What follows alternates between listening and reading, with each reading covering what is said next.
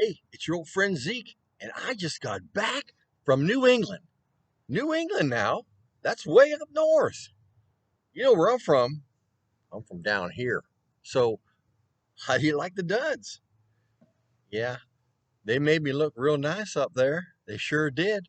So, I wanted to fit in real well because there's a lot that I got to tell you. You see, I got the Union Jack flying back here because this is British territory. This is all British territory, right? It's all British. So, I got the flag. I'm making sure that I'm keeping up with all the Brits. So let me tell you a little bit about New England. Do you know what colonies are at the New England? Do you know what colonies they are? Okay, first you got New Hampshire, you got Massachusetts, you got Connecticut, and one more little one, Rhode Island. That's it, Rhode Island. Can't forget Rhode Island. It's about this big, but the people are real nice there. They're real nice there. So let me just tell you a little bit about the people. All right. First of all, the colonial life in New England is, first of all, very, very hard if you're a farmer. Because if you're a farmer, there's a lot of hills, there's a lot of rocks. I mean, there's rocks every place. Every time you go to farm, you run into a rock. And so, what are they doing with all those rocks?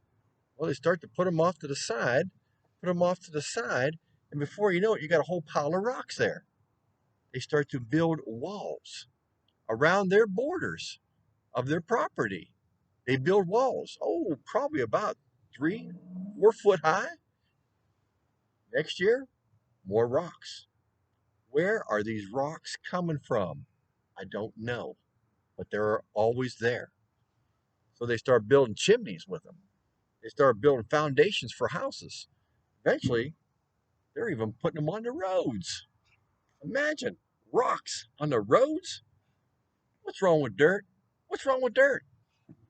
Any case, rocks were every place.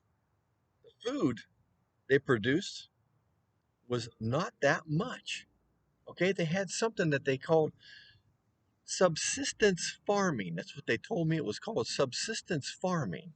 And what that means is they just grew enough for their own family, just enough.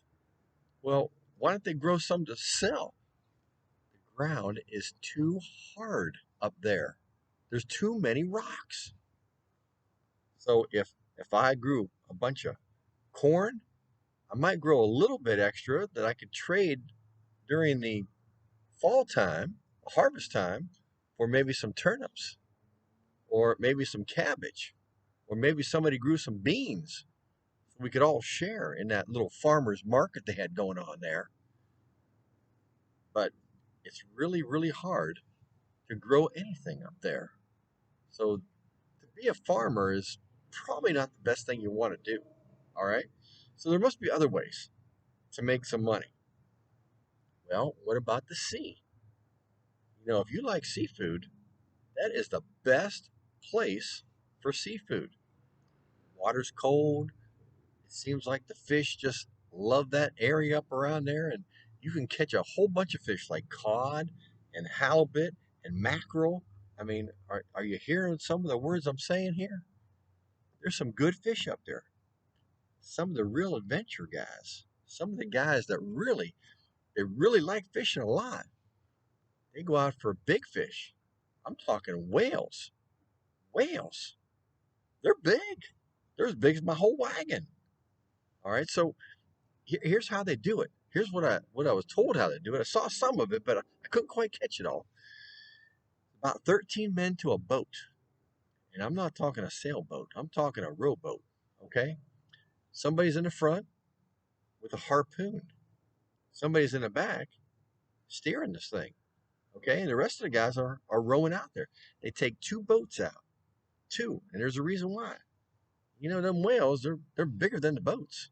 So in case one of them gets knocked over, the other guys can kind of help them, save them a little bit. Well, if they go out and they find these whales that come up and they gotta blow some air out, they throw a harpoon at them. And the harpoon's got a hook on it. So when it goes in, it doesn't come out. Now, on one end of the harpoon is a rope, and on the other end, the rope is in a boat someplace. Hopefully, it's not tied around somebody's leg because that fish, mammal, is going to go down fast and it's going to take that rope with it. And if it's wrapped around your leg, you're going with it, right? And maybe your boat will go with it if you got tied to the boat. They're smart enough not to do that. But they're not going to let that happen. Oh, no, they're not going to let that happen because what they do is once they throw one harpoon at it, the other boat comes over and he throws a harpoon. And once he throws his in, this first guy, he grabs another one and he throws one in. You might harpoon this poor whale 4 or 5 times until he finally did. That's a shame. But they will use every part of that whale. Every part, nothing goes to waste. So they put it in between the two boats and they row in with it and they get it up on shore. Now, here's the hard thing. Once they get it up on shore, well, as close as they can get it, how are they going to get it way up on shore so they can cut it up? Think about it. I'm going to let you think about it for a second before I tell you. Don't know? No, they don't know. All right, well, let me tell you. They get a log and they put it underneath the head of it and they pull it up on that log. And as they pulling it, they put another log underneath it and they pull a little farther, put another log underneath it, and they just kind of roll it all the way up on shore as far as they need to until they start cutting it up. Now you can use the whale oil for lamps. They've been using oil for lamps for since Jesus' time and before. Okay, so pretty smart with that. They realize that it just burns forever. They use the blubber, and of course they got the meat, and they start using the bones for things. There's just a lot of things they can use that whale for, and once they catch it, everybody's eating. Everybody's eating. So I hope you like fish if you're up there. It really wasn't hitting me right, so I lost a few pounds because I wasn't really eating that fish. But that's okay. I'm back home now. I can get a possum, muskrat, maybe a raccoon, and I'm just feeling real good right now. I got to get some real meat into the system. All right, well let's go on to what else they can do. All right, so you got your farming. That's not much, and you got your fishing. You can do some of that, but what about the forest? You can cut trees down. Yes, you can. I don't know about making too much of a living, but they need to cut them trees down to make their homes, right? So they're making their homes, they're clearing the forests, they're using the timber, and you have cedar, and you have oak, and you have white pine. That is really good stuff to build ships with. They have one of the greatest navies in the world at this time. Yes, they do. And where do you think a lot of the wood's coming from? Right there. It's coming right there, right out of the forest there in New England, right? Now they're going to get it someplace else, but I'm going to save that for some later talk.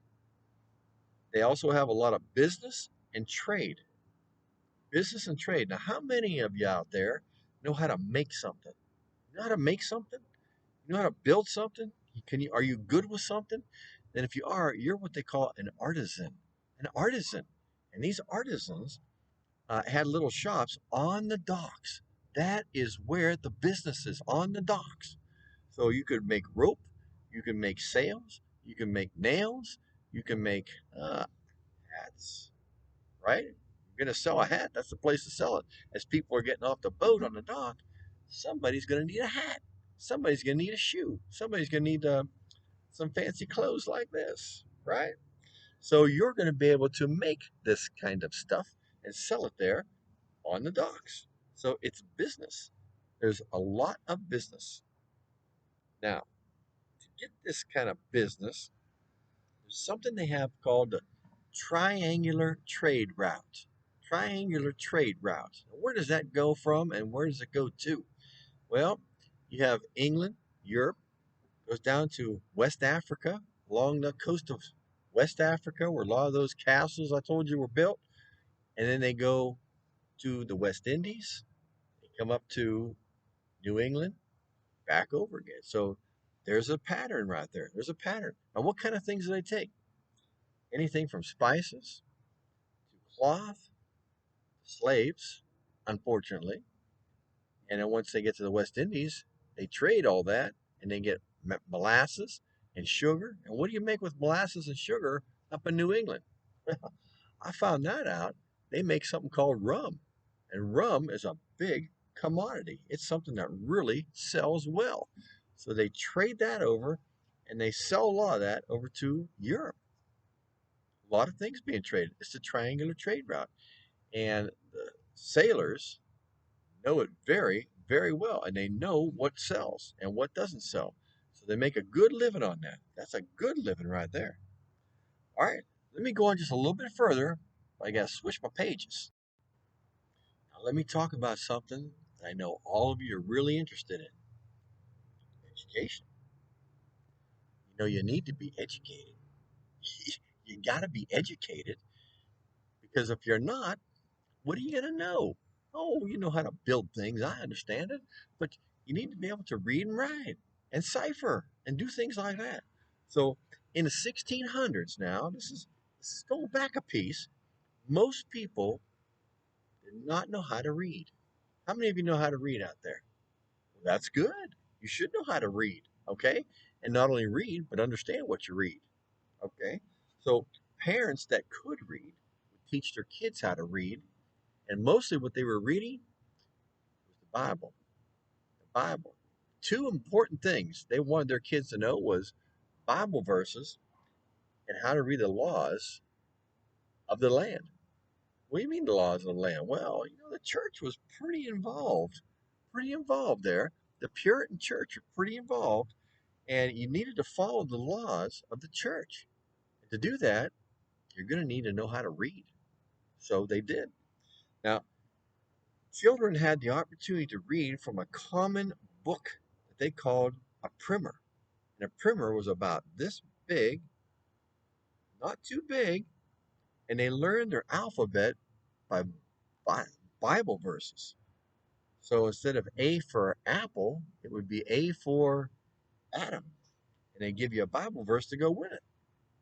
So they were learning a couple things: their ABCs, learning how to read, and they were also learning Bible verses all at one time. Boy, that is some way of learning, I'm telling you. I even learned a few things myself. I'm all the way up to letter M, I think. I think it's M. Yeah, I'm at M. I'm good. I'm doing pretty good. So for a good old backwoodsman, I'm learning how to read. So if I can learn how to read, old Zeke can learn how to read, you can learn how to read. There's a lot of nice stories out there to read too.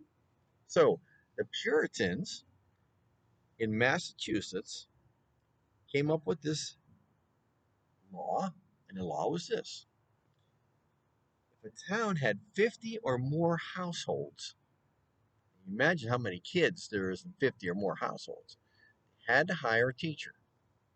Had to hire a teacher. I don't know if I qualify to be a teacher. I have to go past them, but they would hire a teacher, and the teacher would be able to teach these kids something. Now, a lot of times in the beginning, they'd had no place to stay, so they guess where they're going to stay? At your house. They're staying at your house, or they're staying at your house. So I hope your mom's a good cook, and they can fix their clothes for them too. Maybe polish them shoes up a little bit. So once they built a meeting house, it became a school, and it became the church. All purpose building, all purpose. Eventually, they got enough money, enough people together. They would build a nice little school, and everybody, didn't matter what age you were, everybody went to the same school, and that's all right. You can go to the same school, and they learned off each other a lot of times. The older kids taught the youngins. Okay, the youngins learned from the older ones, and it all worked out pretty good. So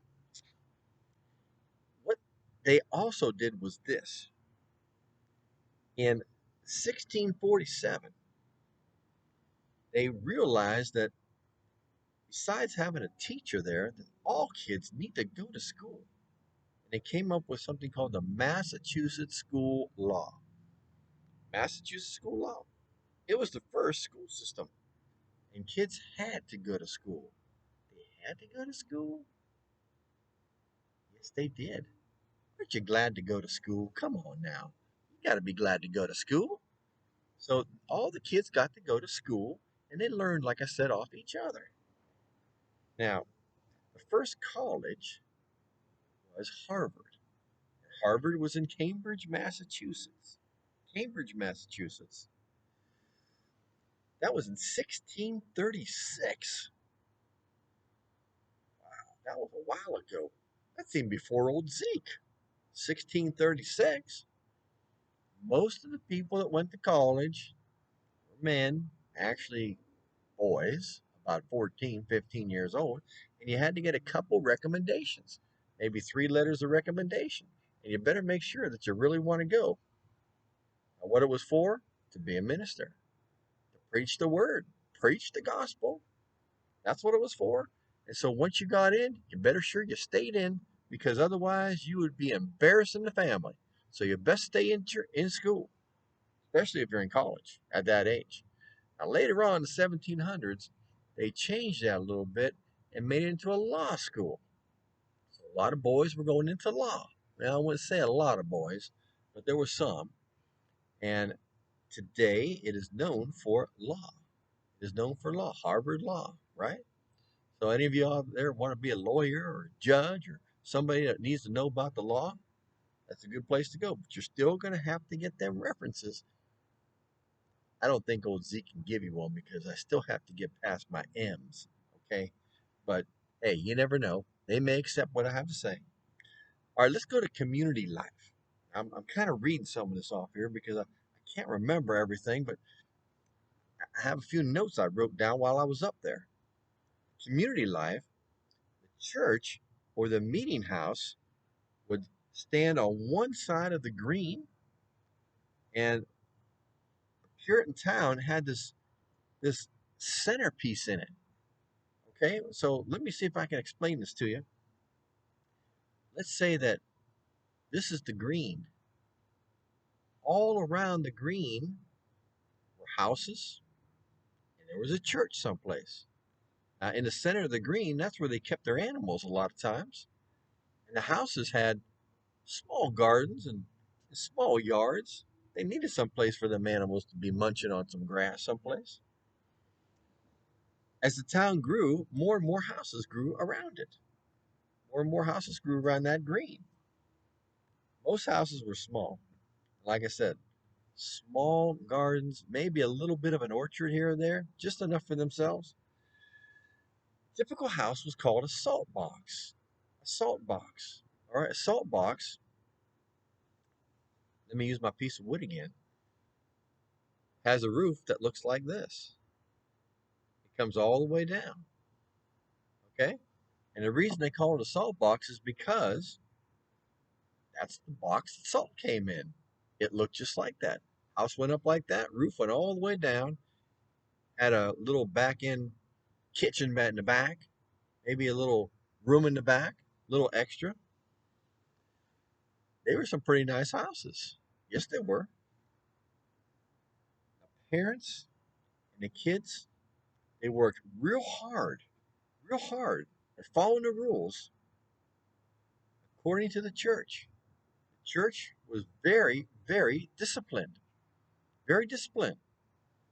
Now, kids did find time to play games like marbles and jacks, maybe hide and seek, something like that. Y'all played those games, right? You played those kind of games. But life was centered on religion. On religion. Okay?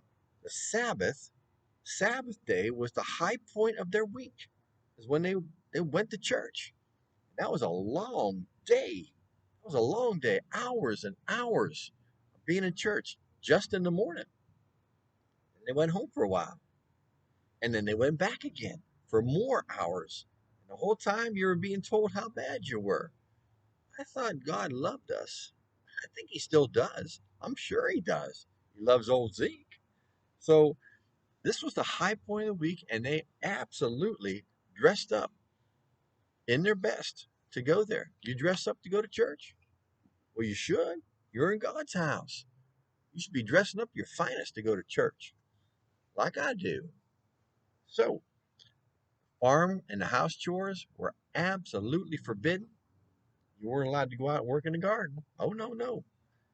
People had to pray or read the Bible while they was home. There was no extra going on, so the kids couldn't be going out doing anything. Now, let's talk about this meeting house. Men sat on one side, and the women sat on the other side, and the slaves and the servants were in the balcony, if they had a balcony, or way in the back. A lot of times the kids wanted to go in the back too. So the parents says, well, you go on back there and sit back there. That way they don't bother us. That's where old Zeke wants to be. I want to be on the balcony so I can watch everybody come in. That's right. That's the best place. Well, church in the morning was hours of preaching. Like I said, just hours of preaching to keep the people awake. They had somebody called a tithing man. I might have to get a little prop for this. All right, and this tithing man, he would walk up and down the aisles with a long stick. And at one end of the stick was a big knob. On the other end of the stick was a feather.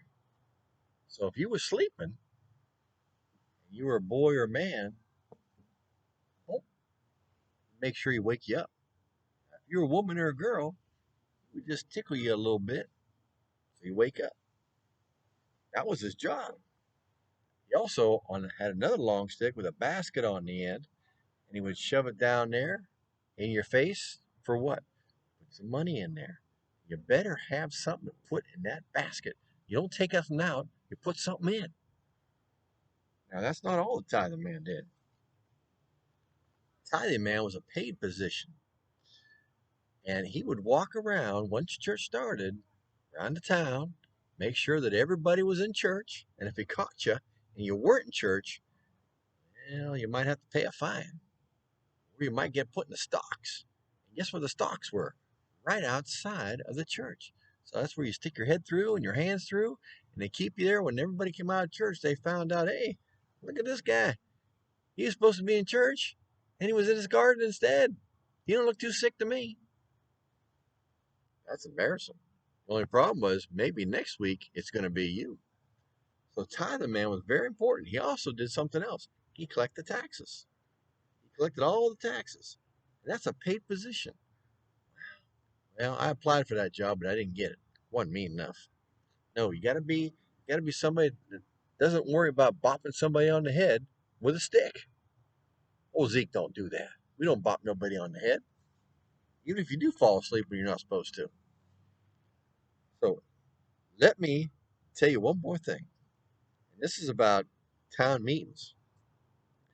The meeting house, it was the church. It also became a school sometimes. And a lot of times it's where people would meet to have grievances brought out. And the meeting house was restricted to, whoops, whoa, oh my goodness, the wind is blowing. I got to go catch my papers. Okay, I got everything back now. The wind just came through here like a hurricane, blew everything all over the place. So I was talking about meeting houses, okay? So meeting houses were restricted only to landowners. So you need to own some land before you could actually go into the meeting house for a town meeting. Not for church. I'm talking about a town meeting where they could discuss grievances or problems that they had with each other, with the council, the general council. All right. Those are the boys that can kick you out of the colony if they want to. They can. They did to Ann Hutchinson. They did to Roger Williams. We're going to be talking about Roger Williams pretty soon. They kicked him right out of there. And he was a preacher because he went against the church. So if you own property, you could go. Later on, it was restricted to all white male property owners only. So women weren't allowed. Servants weren't allowed. Anybody of color was not allowed in the meeting. Just white male property owners. That's the way things were. They controlled the whole situation. You understand? So somebody like Thomas Jefferson thought this was a great idea. So let me tell you what he said. I'm going to read a quote from Thomas Jefferson. It's the wisest invention ever devised by the wit of man for the perfect exercise of self government and for its preservation. What did he mean by that? What he meant was that people need to get out their grievances, they need to get out the problems and solve the problems so the community can continue on. Okay? So when people have things they got to say, it's best to say it and not hold it in against somebody, and you got problems in a different way. This way, they can discuss it calmly. Most of the time, it was calmly, and they can get it resolved. They can get it resolved. So it was a good thing that they did something like that. Now, there's a whole lot more I can tell you about New England colonies, but we'll maybe talk about it later on as we come back to this subject, because we're going to be going on to the middle colonies next. Middle colonies. And guess what? There's another whole set of colonies called the southern colonies. So we'll be talking about them too. So we're going to compare the New England colonies, the middle colonies, and the southern colonies and see what the differences are and where would you like to live most of all. So until that time, you know what old Zeke wants to tell you? Be kind to somebody today. Yes, you got to be kind. Don't be like one of them tithing man that bopped somebody on the head. Be kind to somebody. And the people that you love, tell them that you love them. Tell them that you love them out there, because there's never enough time to tell them you love them. You tell them all the time, all the time. So until next time, and we're going to be talking about the middle colonies, I will see you soon. Bye now.